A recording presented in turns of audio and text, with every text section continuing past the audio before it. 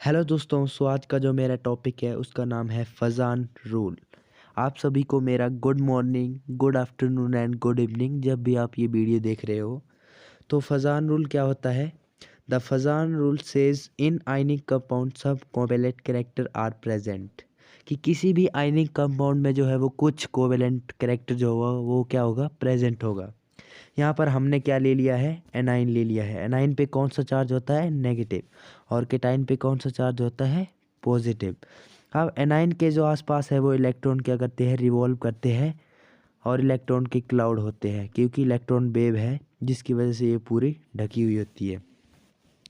सो cation जो है वो एनाइन के इलेक्ट्रॉन को अपनी तरफ अट्रैक्ट करता है, जिसकी वजह से जो एनाइन का स्ट्रक्चर है वो कुछ एग की शेप जैसा हो जाता है, क्योंकि जो एनाइन के इलेक्ट्रॉन है वो कॉर्नर में आ जाते हैं और केटाइन की तरफ जो है वो अट्रैक्ट होना शुरू हो जाते हैं।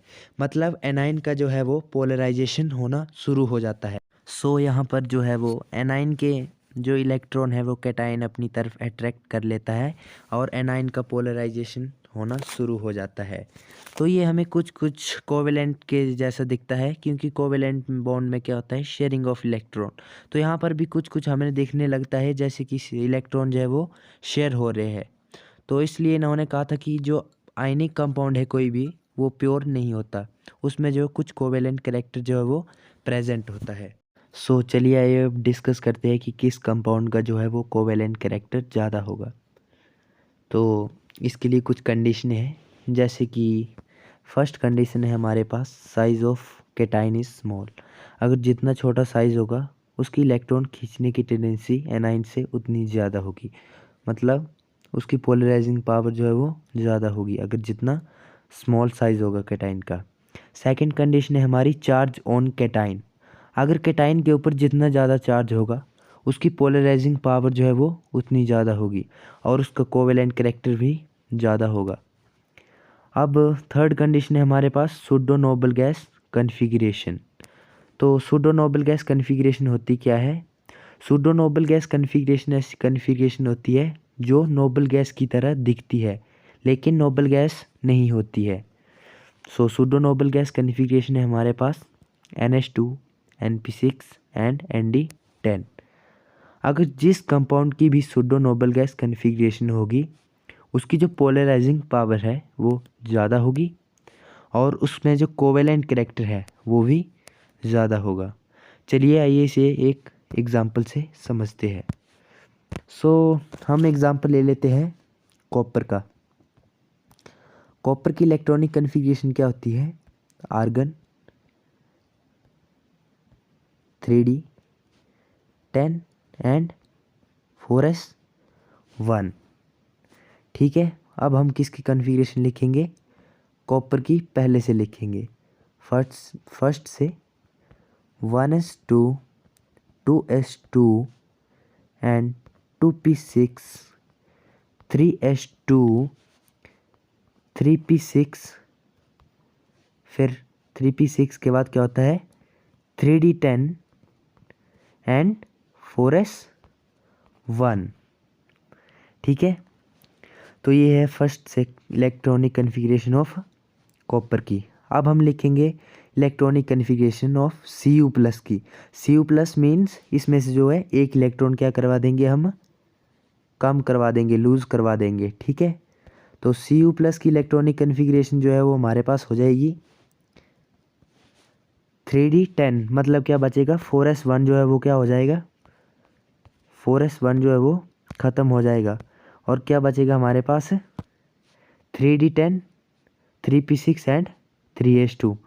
सो हमारे पास ये जो कन्फिग्रेशन होती है, ये वाली जो, ये कौन सी कन्फिग्रेशन होती है, सूडो नोबल गैस कन्फिग्रेशन।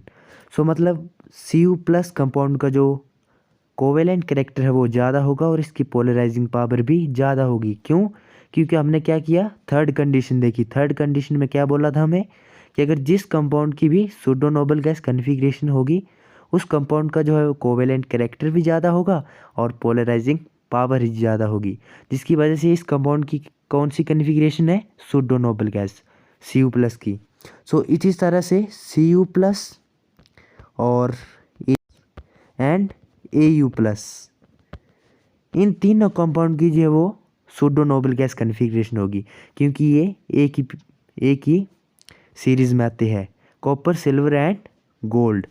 ठीक है, तो इन कंपाउंड का जो है वो कोवेलेंट कैरेक्टर क्या होगा, ज़्यादा होगा और पोलराइजिंग पावर भी ज़्यादा होगी। अगर कहीं पर भी किसी कॉम्पिटिटिव एग्ज़ाम में ये क्वेश्चन आता है जिनमें ये कंपाउंड दिए होते हैं कॉपर सिल्वर एंड गोल्ड किसी भी कंपाउंड में, और पूछा होगा कि किसका कोवेलेंट कैरेक्टर ज़्यादा है, अगर तीनों में से कोई भी दिखे आपको तो बेझिझक होकर उस पर टिक मारिए, इन कंपाउंड का जो वो मैक्सिमम कोवेलेंट कैरेक्टर होगा। आगे हम अगला एग्जांपल लेंगे जिंक का। जिंक, जिंक की हमारे पास इलेक्ट्रॉनिक कन्फिग्रेशन होती है 1s2 2s2 2p6 3s2 and 3p6 3d10 and 4s2।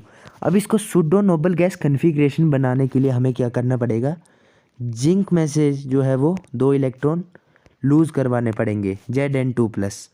तो Zn2+ जब हम करेंगे तो क्या होगा, ये 4s2 जो है वो ख़त्म हो जाएगा और हमारे पास क्या बचेगा, ओनली 3s2 फिर 3p6 एंड 3d10। लेकिन ये जो कन्फिग्रेशन है ये कौन सी कन्फिग्रेशन है, ये है सूडो नोबल गैस कन्फिग्रेशन, जिसकी वजह से जो है वो Zn2+ का जो वो कोवेलेंट कैरेक्टर है वो ज़्यादा होगा और इसकी पोलराइजिंग पावर भी ज़्यादा होगी।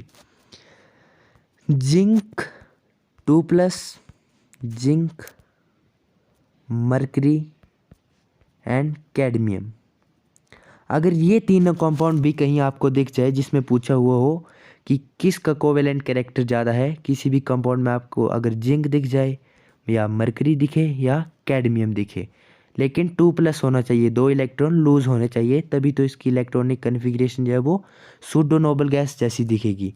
अगर Zn2+ ना हो, Zn हो तो मतलब वो गलत हो जाएगा, अगर Zn2+ हो तो वो सही होगा, उसका कोवेलेंट कैरेक्टर उतना ज़्यादा होगा और उसकी पोलराइजिंग पावर भी उतनी ज़्यादा होगी। ऐसे ही मरकरी के केस में भी होगा और कैडमियम के केस में, क्योंकि ये एक ही सीरीज़ में आते हैं।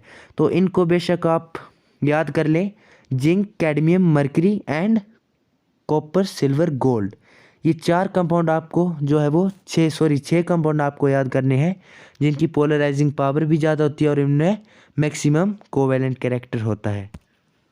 आइए चलिए अब एनाइन की प्रॉपर्टी, कुछ कंडीशन है उनको डिस्कस करते हैं जैसे हमने कैटाइन की थी।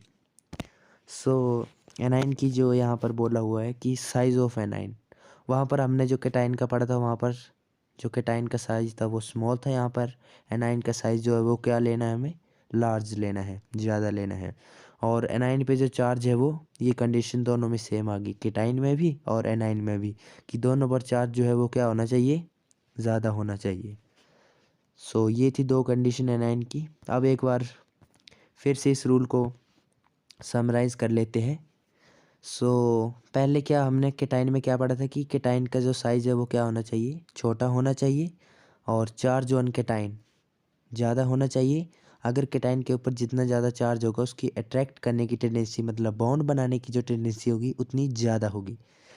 और थर्ड कंडीशन हमने पढ़ी थी कि सूडो नोबल गैस कन्फिग्रेशन होनी चाहिए। और कौन कौन से कंपाउंड थे वो, कॉपर, सिल्वर, गोल्ड और जिंक, कैडमियम एंड मरकरी, ये थे वो 6 कंपाउंड जिनका जो है कोवेलेंट कैरेक्टर ज़्यादा है और इनकी पोलराइजिंग पावर भी सबसे ज़्यादा है।